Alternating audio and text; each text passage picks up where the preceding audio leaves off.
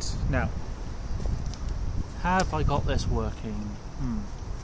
I don't really know how these various any crystal things work. Hello? Can you hear me? Hello? Can you hear me? I said, can you hear me? Okay. So, stories. Like stories, don't we? Stories of grand adventure, of ambition, of courage, of loyalty, pride, prosperity, vigilance and wisdom. Stories of virtue, glory, great deeds and great heroes. It's not the story I'm telling. It's a story of ambition, because the knight whose story I am telling definitely had ambition. It is a story of pride. They were very proud of themselves. A story of courage, for they leapt into dangers with no heed for their own sake. It is a story of virtue, but it's a story of virtues yet to be gathered. It's a story of a hero, but a hero who is yet to prove himself. It is a story of glory, but it is glory's beginning. It is a story of dawn, but it takes place in the Brass Coast. Caraman, I think. Might be for Oz. They were never really clear on that part of the story. It's a story I've inherited. It is a true one, as all stories of virtue should be. So let us talk on this story of vigilance, story of Alain, the story of a knight's beginning. Now, Alain, our hero, he is a knight-errant, much like myself. He has been given his tested metal, and he seeks to prove himself noble. He seeks to grant himself glory through battle and adventure, and show the whole world how worthy to be of House de Rondel and a noble in such a house that he is. And so, on his adventure, he is clanking. Clank, clank, clank goes the plate. His shiny, shiny, shiny plate armour as he walks along his hot, dusty road. For you see, he has ventured into the Brass Coast, and he is wearing all of his armour with pride, because he has spent so much time polishing it, and he wants everyone to know how glorious and shiny a knight he is.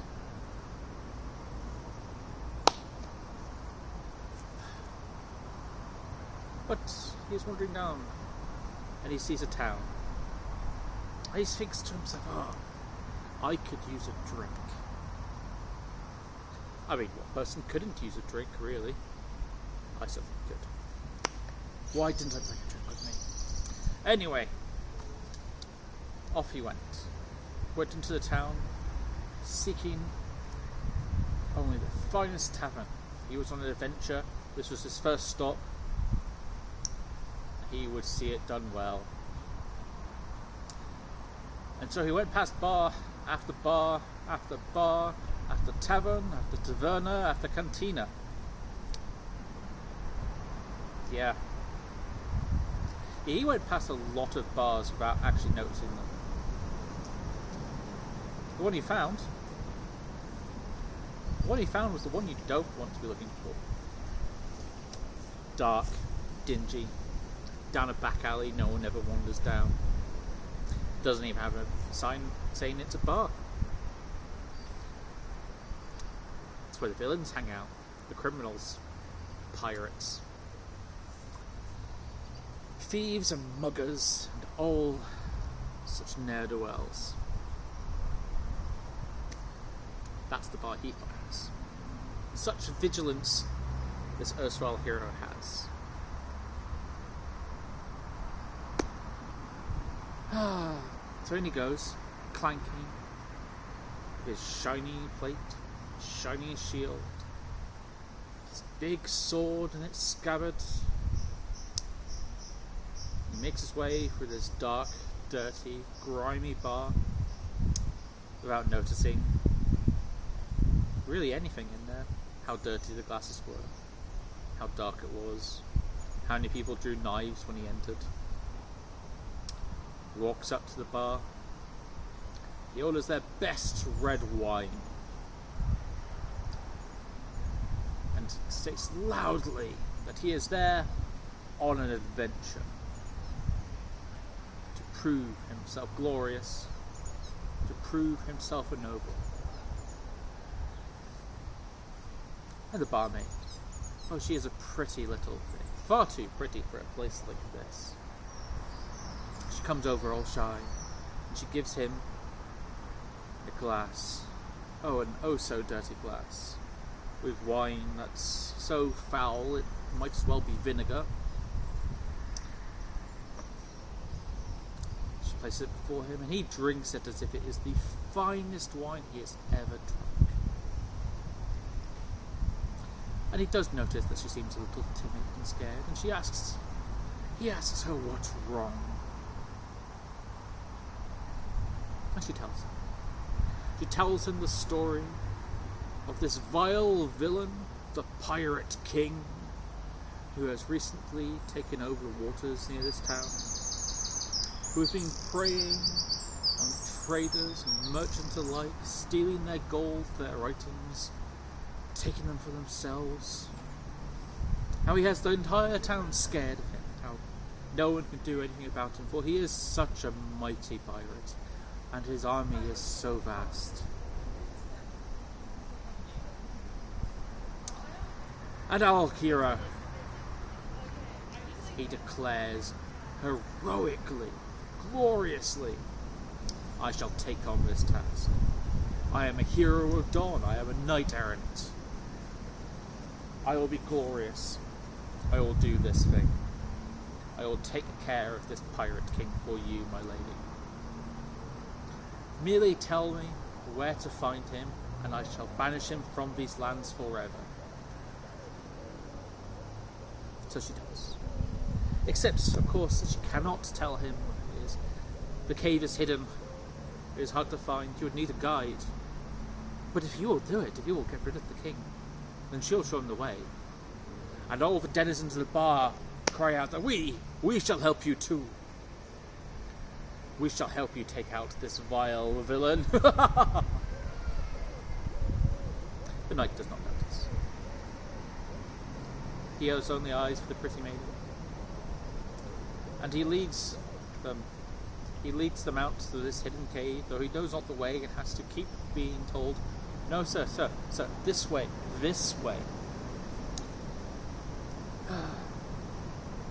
They lead him down to a beach, and the spray is salty and swift, and it covers his armour, his shiny metal armour, cakes it in salt. Already it begins to seize and rust a bit. He does not notice. They take him to this little tiny cave entrance. And tell him, that is the way to the Pirate King's lair.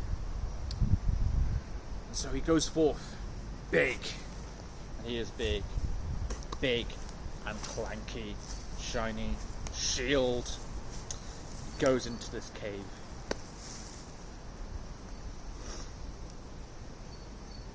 It's getting a bit tight. That's when he thinks he should draw his sword. He goes. But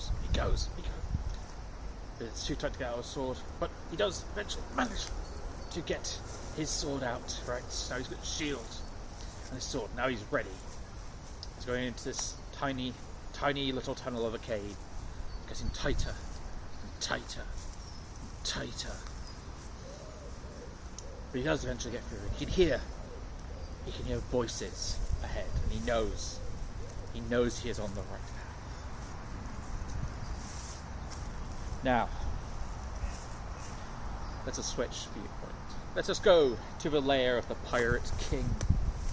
Now, Pirate King, Oh, he is luxuriant in his victory, for he has won over the villains of this town, the criminals, and he has taken it over. This is his town now. His gold, his treasure, all around him. And this maiden, tied and bound, his prisoner, who he boasts of his victories to. She appears to have been here for some time. But it's not so bad, correct? And suddenly, there is a bit of a ruckus down one of the tunnels. And this clanking knight stumbles out of the darkness of the tunnel into the light of this cave, the Pirate King's den. And this knight, he yells, "Avast! I have you now, vile villain! I shall smite you down and free this town." The king looks at this very shiny Dornish knight and goes, "Oh, really? Shall you now?" Our maiden, watching this with pure disbelief upon her face, yells out, "Look out, you clanking pile of metal! Look out, for you are undone! You fool, run, for you are betrayed!" And still, the knight does not notice. But those he has gathered behind him have drawn knives, not to take on the Pirate King, but to dispatch this poor fool of a knight. This is the first story of the person who would become Alain de Rondel, senator for Semahoum, hero of the Empire. It is the story of how Alain met Tasnaf, daughter of Esther of Felix's Watch. It is the story of glory, except there is none. It is the story of vigilance, and how he began to get it. Maybe this story helped, maybe it entertained. I hope it did. My name is Galeas Seeker. I am a troubadour and a knight-errant of dawn. This story has long been lost to the Empire, and it is our duty to spread it. To tell this amusing story of a hero who was not yet a hero. How he began to realise that vigilance was not just a word, but it is not just a story of Dawn. It is a story of the Brass Coast. It's a story of Highguard. It's a story of the Empire, and it's a story of virtue. Good day to you, young scions of the Empire. May this story see you well. And let's see if I can switch this damn crystal off.